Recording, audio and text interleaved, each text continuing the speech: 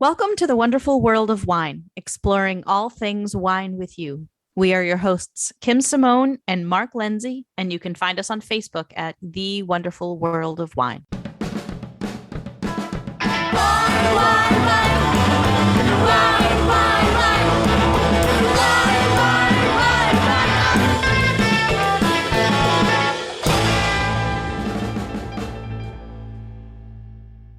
Hello and welcome to this week's installment of The Wonderful World of Wine. I am co-host Kim Simone here with my partner in wine crime, Mark Lindsay. How are you tonight, Mark? I'm good, Kim. Geez, we haven't used that partner in wine crime thing in a long Every time. once in a while, I like to throw it in there. It's I think it's very descriptive and apropos, and you coined it. So I think every once in a while we need to throw it out there. We try to stir up some wine trouble every once in a while. That's right. I call Mark my wine buddy.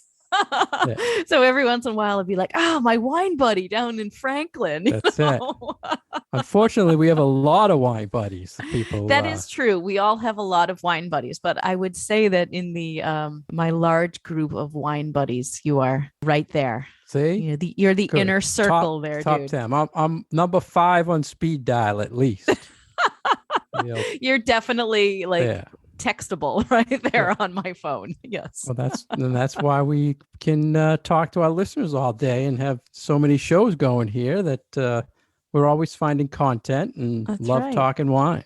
And there's always something new and something changing. So as our longtime listeners know, we like to keep up to date with current trends and topics in the wine world, but sometimes we like to focus on a little bit more of a specific topic during our shows. So most of today's show, we're actually going to be talking about wine in restaurants, which for Mark may be slightly uncharted territory because he only goes there to eat and doesn't necessarily have any work experience in restaurants. And my work experience in restaurants is really, it's embarrassingly limited to only one job where I was sort of catapulted to the top without having ever been a server, which I'm still kind of embarrassed about.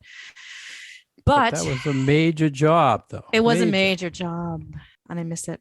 But anyway, it is nice to be able to understand that, when we talk about wine and we talk about the wine industry and the wine market and where and how you, the general consumer, participates in enjoying wine, it's generally in one of two places. You've either purchased your wine at a retail shop and then have brought it home to enjoy it, or you are dining out at a restaurant. And so we really can't discount the restaurant experience because we know that so many people learn about new wines or experience a new wine for the very, very first time at a restaurant, because there is this thing about, it seems a little bit safer for a lot of people to order a glass of something new at a restaurant and experience a new either style or producer or grape variety by the glass at a restaurant versus buying a whole bottle of it at a retail store.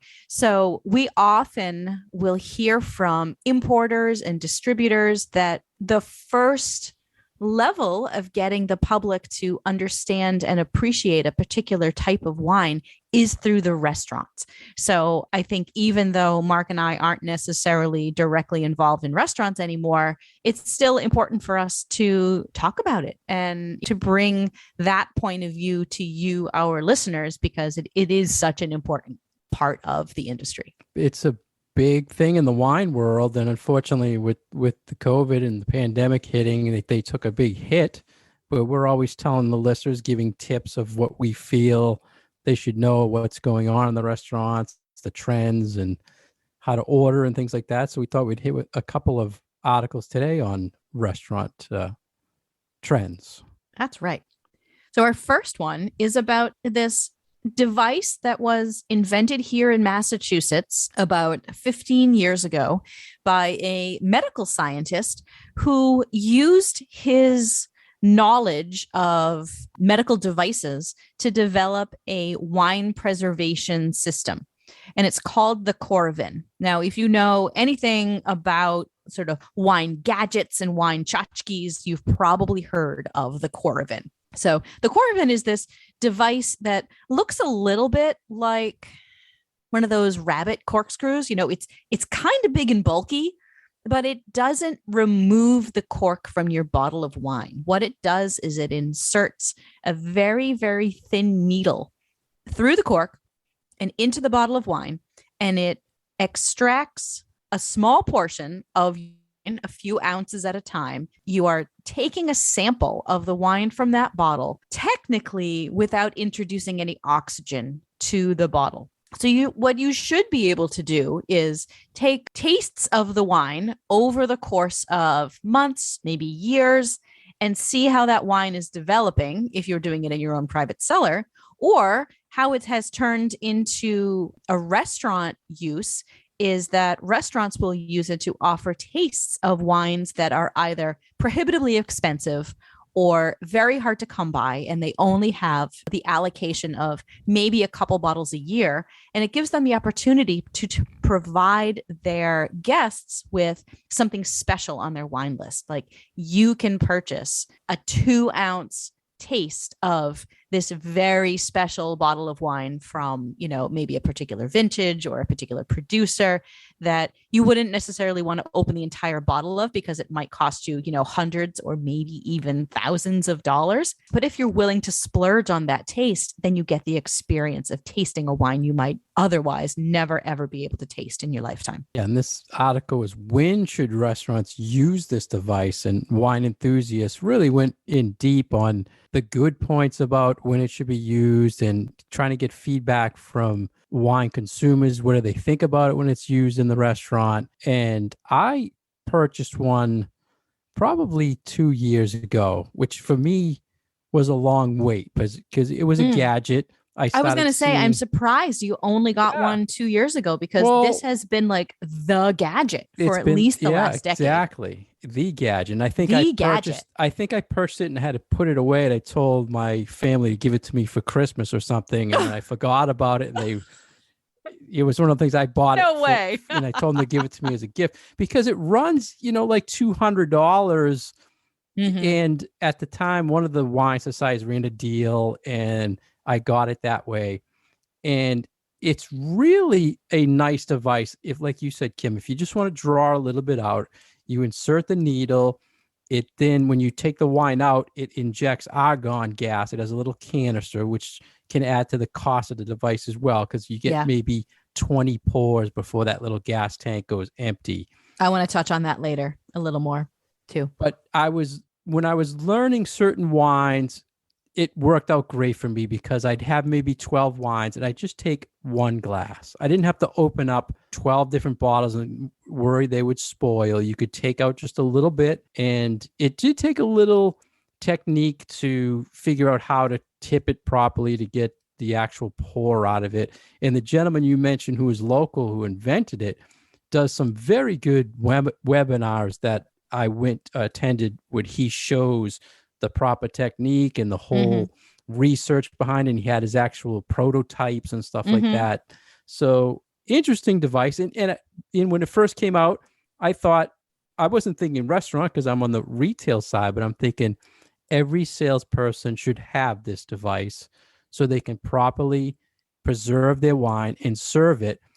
And they don't have to open it up and rush around to all their accounts to have people try it. And that's the benefit, like you said, in the restaurant, to pour something by the glass, an expensive wine, and it opens up so much that the restaurant can do with it now. They can expand their wine by the glass program because everything basically they could have a glass price and sell it. It's interesting that you bring up your perspective from the retail side of things, because that was exactly my first experience with the Coravin as well. And it was back when I was working retail. So now I'm completely blanking on, how long it's been because it's been a long time. But we saw like the very first iteration of the Coravin when I was at Martin Yeti's in Brighton, and the design of the inventor came as part of a demonstration with one of our distributors to show us how it worked. And you're right, it does take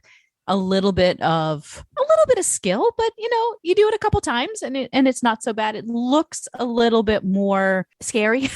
I Yeah. would say, because the first time I used it, I'm like, what am I doing? I'm very, very scared by this device because it's kind of bulky. I think because of the needle and the glass and the gas and those inner workings of it. But it's very interesting technology, and we use it all the time at work. It's been an extremely valuable device for us to use at the wine school because we every once in a while have students that maybe they can't attend a class live, but they still would like to taste along with us. So we'll make them a little sample of what the class is going to be tasting, but we don't necessarily want to open that bottle of wine a week and a half before it's going to be served, because then we need to open more wine. Like, it wouldn't still be tasting the way that we want it to taste after it had already been opened. So it really has allowed us the benefit of being able to expand how we can give wine to our students and how we can use wines to our benefit, both sticking to our budget, but also being able to let students who maybe aren't in the classroom but are somewhere remotely still taste the exact same wines that we are tasting. The only issue that I've sort of found with them is once you get through half a bottle, if you're still using the Coravin on that, you're inserting so much gas that you're really running through those capsules really, really fast. Yeah. So when you're removing the liquid, you have to fill that space with the gas. So the Right. more you take out, the more gas you Right. have to put in it. And you had mentioned how it's a bulky. At first, it's kind of intimidating It's not because so bad though. Like, once it you get has used this to it. needle, right? It's not like a syringe needle. It's a almost like a hard plastic that you feel like it's not going to go through the Yeah, capsule it and through the seems cork. So extremely you want to delicate, and be they do break. gentle, but Yeah. you really have to push it through the top. So you stand it like it like grabs the side and pushes down, and you really have to use some force. And then you have to release a lever and pull it out to get the needle out. So it's not something you should be gentle with. You really have to, there's a process behind it. And I think Yeah. that's where wine enthusiasts were saying now, instead of the person at the restaurant, your server, coming and going the whole routine with the corkscrew and cutting off the foil. And is it a good thing for restaurants if they come to your table with one of these devices to pour you a glass? And do they do that? They're probably doing that behind the scenes. Mm-hmm. But there was good points about it saying, people should see that you're taking care how you're serving wines by the glass. Yeah. And I think there are arguments for both sides, honestly, for whether you want to incorporate it into table service. I would lean towards the side of, yes, let's make this part of the presentation, because it's still such a novel thing. I mean, not a lot of restaurants are using, not everyday restaurants. Not at the table, I don't think. Not at the table. They But compared it to it's like, kind of cool, because then Yeah. it sparks conversation, and it's like, oh my god, what's that thing that you're using for my wine? And then it can really lead to, I think, some good educational points for the consumer. they compared it to like preparing a Caesar salad at your table. I know, I that type saw of that in the article. routine, which is a good comparison, right? And as wine geeks, I think if I was to order a special wine that's $100 a glass that I know that Coravin, I want to see that they're You pouring want it to, out of the exactly, Coravin. you still want to You know? see that bottle, and the fact that you can see that they are literally pulling that wine from that extremely special bottle of wine. I feel like that has power and value. So yeah, absolutely. Yeah, so we're in agreement. We think it's a good thing for the restaurants. Now, they also said it was a good thing for restaurants because they could serve more large format, or like magnums or something of wine. I've never used it on a larger size bottle. Have you, Kim? See, yeah, and that's the point. I wouldn't necessarily agree with that for a couple of points. The Number gas one, again? part of it is the gas. Yeah. And part of it is also, and I'm not sure how it works on magnums, but I believe that the Coravin, at least the ones that I have used, are made specifically to go on 750 milliliter bottles. They do not work on smaller format. And I've tried it and it doesn't work. Like a 375, like a half size 375, bottle? because there has to be, I'm trying to figure out in my mind where the difficulties that I've run into are. I think part of it has to do with where the top of the Coravin rests, and it sometimes with some smaller bottles it can't push the needle all the way through because the bottle and the neck of the bottle is so small for a Yeah, I've small never size tried bottle. that So on a I can small. imagine it probably does work fine with a Magnum bottle, but I do believe that it was designed for a 750 milliliter. But again, I'm going to go back to that, issue with the gas. And so I also feel like that, all right, if you're already through like half of the bottle doing these small pours, that's where I would stop. And that's where I stop at work. Like if I've gotten halfway through a bottle of wine and I still need to make little samples for people, I'm just going to open that bottle. Yeah. Because you spend more on the gas than you do sometimes on the wine. So, it's a little bit of sort of mental money gymnastics, I think, when you're thinking about it from a business perspective, and what is the value of me using this particular device for my wines. And the article brings this up for what wines should you be using this on? Like, does it make sense for you to use this on a bottle of wine that costs $30 for the restaurant and maybe they're selling it for $100, or a little bit shy of $100, but how much more money are they going to be spending just to keep up that gas canister in their Coravin? Yeah, they have to weigh the costs of gas versus product. And you don't want to use it for something that's an inexpensive wine because it just doesn't make any sense. It doesn't make Right. sense. And Just from a business perspective. right. But I will say, having been using this device for over a year now, and I have one at home and I use it at work. I've tried bottles that we had, say, Coravin 6 months before, at varying levels of fill in the bottle, white wines, red wines, and the preservation of those wines is really good. So I'm very, very pleased by the product itself. It really does what it says that it will do. Like, it really will preserve that wine. And, Yeah, I've it's tested it like nice to rely on that. Like, if I only pulled a couple of samples from a bottle in July, I know that wine will still taste good now. So it makes me feel good that I can use this device and be able to maximize what I can get out of a bottle of wine. I've always gone back to them after I've Coravin, and really it does preserve them perfect. So what they say and that it does, it really does.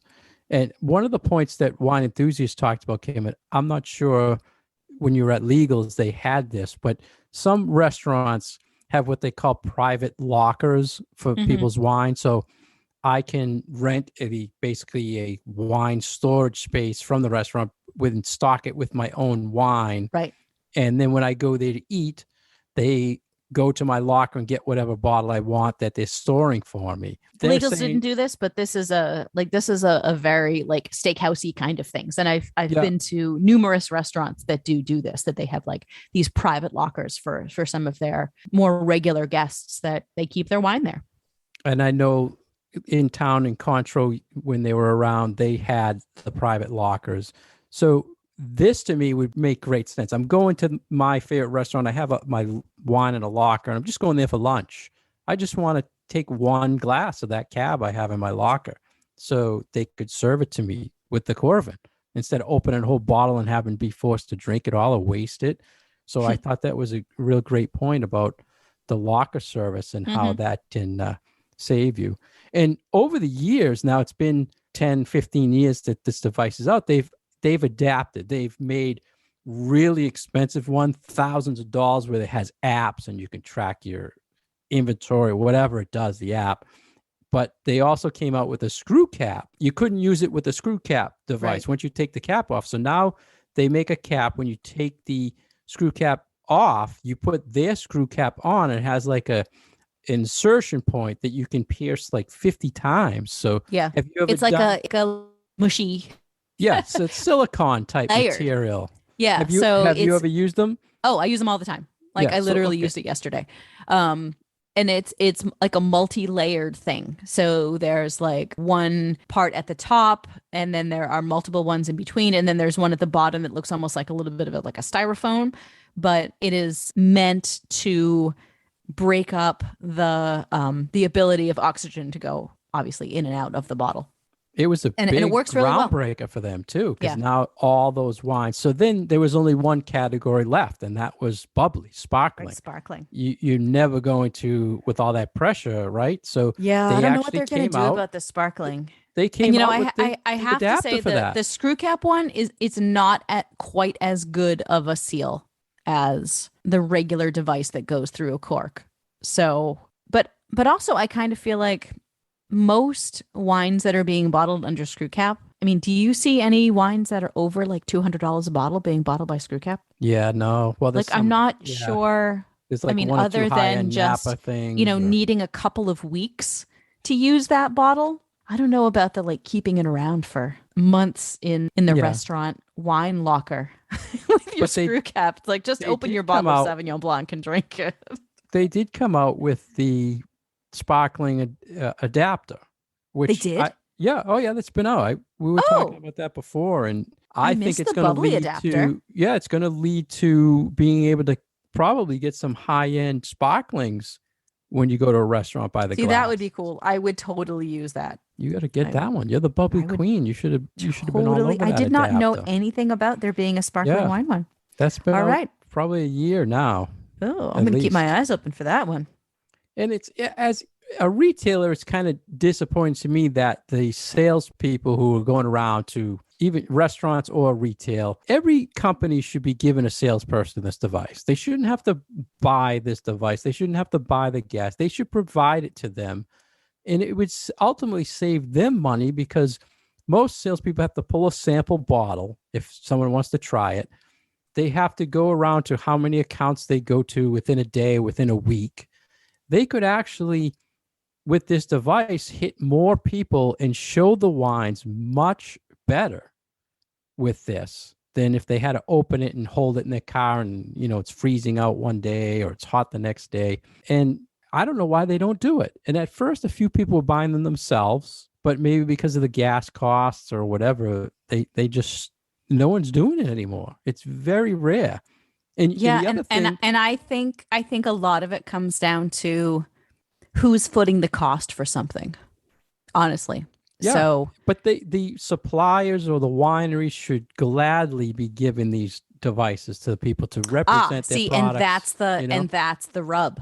Like, if a supplier was supplying the salesperson with with the device so that their cost would therefore stay lower, because I kind of feel like it's a situation where, well, why does it matter to the wholesaler? Because they're just passing the cost of that sample bottle off to their importer or their supplier. So for the distributor, they're not losing money by sending out their salespeople with the same bottle of wine week after week after week. It doesn't, Yeah, there's no, it's depletion, but they're not losing any money on it. But yeah, I think you're absolutely right that maybe the importers should be the ones to say, okay, we really would like you to show this bottle of Barolo or this bottle of Bordeaux or this bottle of Vouvray that retails for $50, $60 a bottle, but we can't have you open it because it's going to start going downhill within a couple of days. But if we provide you with the Coravin, then that seems like it would benefit everyone. So the same way with the restaurants. If I'm a winery and you have my wine on your list and you want people to consume it in peak condition by the glass, I'd say you have to serve it with a Coravin. And for that, just like when people, you notice the corkscrews, every winery in the world gives out waiter's corkscrew with their name on it, right? With the because winery name. Why not give out a Coravin and have your winery name on it or some sort of advertising on it so it it's 100 shows? times more expensive. Well, still, you're going to give them, 100 corkscrews, or you're going to give them one Coravin, Yeah. you know, Yeah. No, I hear you. I to think get. that's yeah, I think that it's a definitely a way to look at it that, maybe we should be rethinking how we think about how we present either wines on our side of the industry or how we make it so that every single glass that we pour to a client, to a guest, is something special and lives up to what the winemaker wanted from that bottle of wine. And I feel like the Coravin really does that. The other thing I noticed on this device, Kim, and I'm sure you run into it, I don't know how you handle it though, but you have to make sure once that needle's inserted and taken out, you have to kind of blast air through the thing to get everything out of the tube, the needle, and you have to clean the needles and replace them once in a while because they do start growing bacteria, and now you're inserting it from one wine to the next. And so they do break. So ours only last for a couple of months, I would say. What do? You serve Coravin one bottle. Now you go to the next. Do you run it through water? Do you wipe it down? Or you just insert it into the next? I usually wipe it down. Some of the issues that we have found is that you absolutely, if you have a bottle of wine that has a wax seal on the top of it, you absolutely must remove the wax, because if you put the Coravin needle through the wax, then you've sort of gunked up your needle because now it has like a little plug of wax in it. So we have to be careful and pay attention to how bottles are capped. So it's like, well, do we remove the capsule? Like, do you want to do that? Sometimes you do, sometimes you don't. And it really is sort of amazing to see all the different enclosure type things that different bottles of wine will have on them. And we run into the wax thing all the time. I think because a lot of, sometimes we do classes that we're pulling wines from places that are still doing sort of more of those traditional enclosures. So, we do a lot of things from like Croatia and Armenia and, a lot of places in Eastern Europe. And you often will find, Portugal too, you'll often find wax on them. So we have to be careful to make sure. Yeah, because of tradition. But you also don't want to gunk up your Coravin. So I always take the nozzle and I run it under hot water too, because there's a little bit that builds up in the nozzle that's pouring. Yeah. So I'll do like a on mine to make sure that it's clear. You get sprayed a little bit, but I run the hot water, then spray it again. So once again, wasting gas, right? So I probably just wasted 2 pours cleaning it after. I think it's well worth it for our listeners to seek it out. If you want to preserve your wines, you just want to have a glass every once in a while. You want to start maybe a collection, or like Kim was saying early on the show, if you have an older vintage or something, every once in a while you just want to taste it, see how it's evolving. It's really great for that. And I can see restaurants hopefully adapting more and coming up with some sort of showmanship or something at the table where it would be good for, we as geeks approve it for restaurants. So I hope more people do that.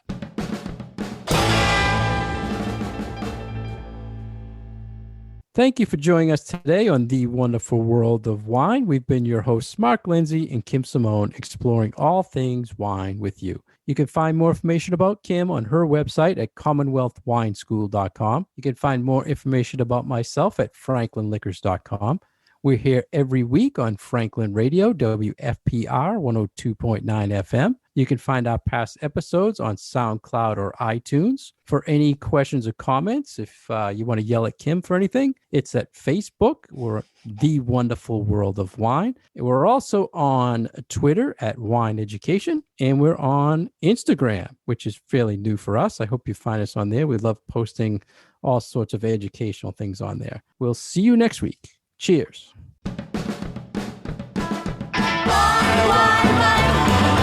Why?